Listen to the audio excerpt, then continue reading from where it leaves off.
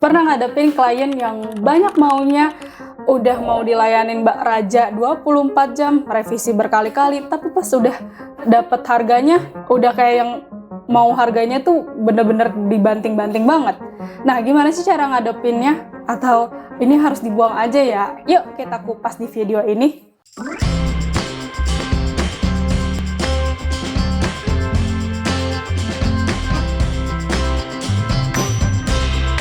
Halo Coach. Hai.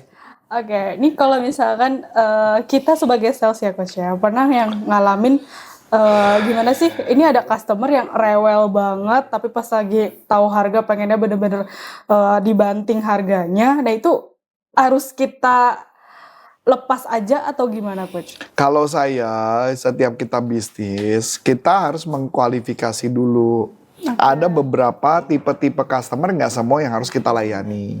Oh, berarti tertentu aja Coach? Kalau satu, belinya dikit, nanyanya banyak, rewel banyak, komplain banyak, utang pula, udah pasti gue akan gak layanin tuh.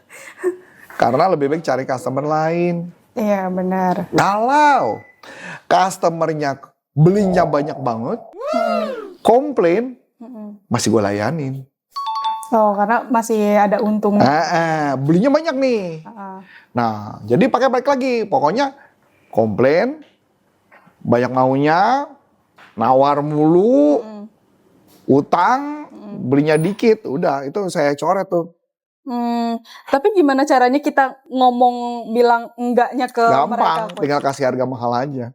Kasih harga mahal? Iya. Kok mahal banget sih harganya sih? Iya Pak, memang harganya segitu Pak. Kamu gimana sih? Kok di yang sono harganya bisa lebih murah? Bener-bener. Iya Pak, mohon maaf memang kayaknya nggak bisa. Mungkin harganya memang nggak cocok. Kalau Bapak lebih cocok yang mungkin yang lebih murah, mungkin Bapak di sana aja nggak apa-apa. Udah saya kan ngomong itu. Oh gitu ya? Kamu gini, saya akan lapor ke bos. Ya silahkan aja lapor ke bos. Ntar juga gue ngomong sama bos, dia cerewet gini. Bos terserah. Mau apa enggak? Kalau saya kan balikin. Dan biasanya bos juga bilang nggak mau. Bos tuh nggak mau ya. Kalau customer banyak, ordernya banyak, bayarnya bagus, itu pasti bos akan pertahankan. Iya. Udah beli dikit, komplain banyak, utang enggak, bos pasti akan tutup, bilang enggak. Kecuali dia masih ada hubungan sama keluarga. Kalau hubungan keluarga bilang, ya udah sabar aja, sabar, itu beda cerita. Iya, beda cerita lagi kalau itu. Iya. Nah, tapi kalau dari pengalaman saya pernah kerja di perusahaan besar, walaupun yang komplain itu adalah perusahaan anak gitu ya. Jadi perusahaan itu kan punya grup tuh. Jadi ada perusahaan grup kecil, itu aja nggak dikasih. Kami udah clear dari awal. Jadi ketika kita jualan, walaupun itu jualnya ke grupnya mereka, kalau jual belinya dikit, nggak, lu punya hak kasih harga mahal. Oh, sepakem itu ya? Yes. Makanya kenapa saya dulu pernah waktu itu jualan satu barang, harganya itu anak perusahaan minta, saya nggak kasih. Paling dia telepon ke bos, gila lo si Arif tuh nggak ngasih gua harga, ya lu beli berapa segini? Ya wajar Arif nggak ngasih, udah selesai. Oh, karena sebenarnya udah ada aturan tersendiri minimal belinya tuh berapa? Betul. Ini masalah kan perusahaan tuh, yang ini harus untung, ini harus untung. Jangan yang ini rugi, yang ini harus untung. Nggak begitu caranya. Oh iya benar, walaupun dia masih di bawah. Betul. Tapi kalau dia beli banyak ya saya kan bantu harga kasih murah.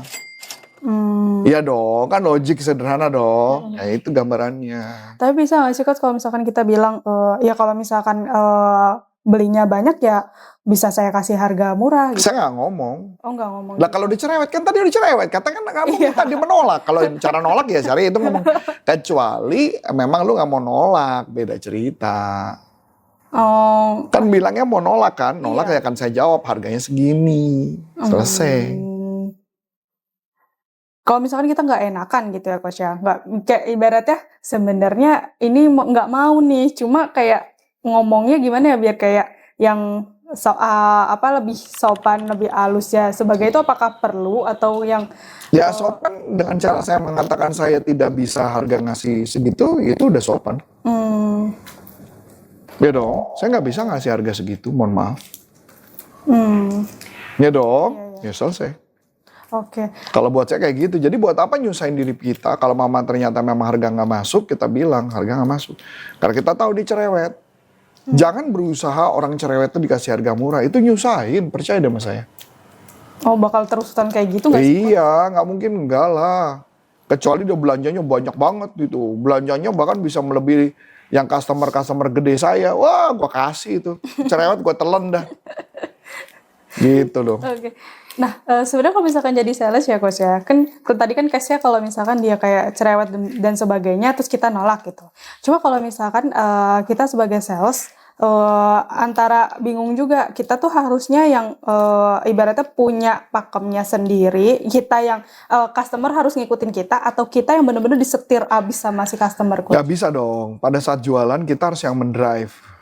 Karena setiap orang kita yang harus mendrive customer. Kalau kita di drive customer, kita dipecat sama bos. Bos tuh clear banget lah. Selama bekerja tuh clear banget. Bos tuh akan tanya, lu di posisi mana? Rif, lu di posisi mana, Rif? Lu di posisi perusahaan atau lu di posisi customer? Kalau lu di sisi customer, lu ngelamar aja kerja di sana. Bos pasti kan begitu. Saya udah kenyang ya kerja di perusahaan-perusahaan besar ya. Jadi artinya cara permainan mereka akan clear banget dari awal. Saya mau nggak mempertahankan itu, saya mau fight nggak untuk itu. Dan dia akan lihat, ini orang minta diskon mulu, kayaknya si bos akan lihat nih, si Arif nggak bisa gue pakai. Oh. Jadi bahkan ya saya cerita ya, ini di luar sales ya. Kalau kita tidak bisa menunjukkan kepemimpinan, saya pun juga akan mengalami kesulitan untuk naik level. Tidak bisa naik. Jadi artinya kenapa? Karena perusahaan itu akan ambil risiko ketika si Arif dikasih pemimpin, dia masih di posisi ke customer, maka ini orang nggak akan bisa bantu membesarkan perusahaan. Perusahaan akan berani meng-hire saya, membayar saya, menaikkan pangkat saya, ketika dia memposisikan diri adalah saya seperti si pemilik.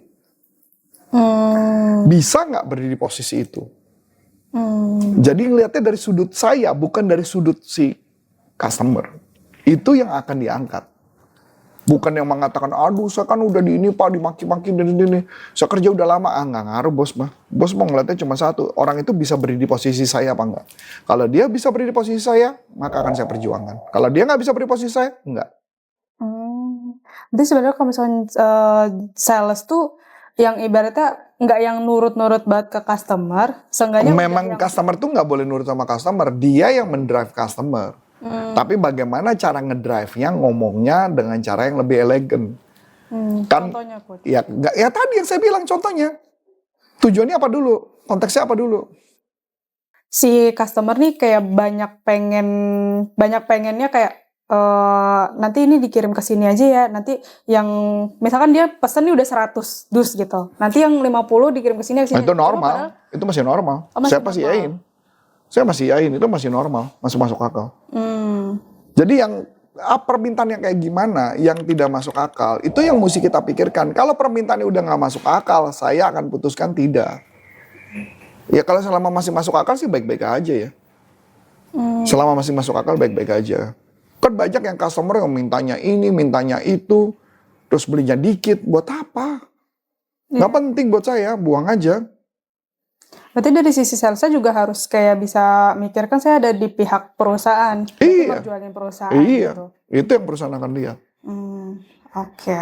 Semakin bisa ngebantu perusahaan menghemat dan sebagainya, maka perusahaan akan menganggap dia sebagai sales yang mampu.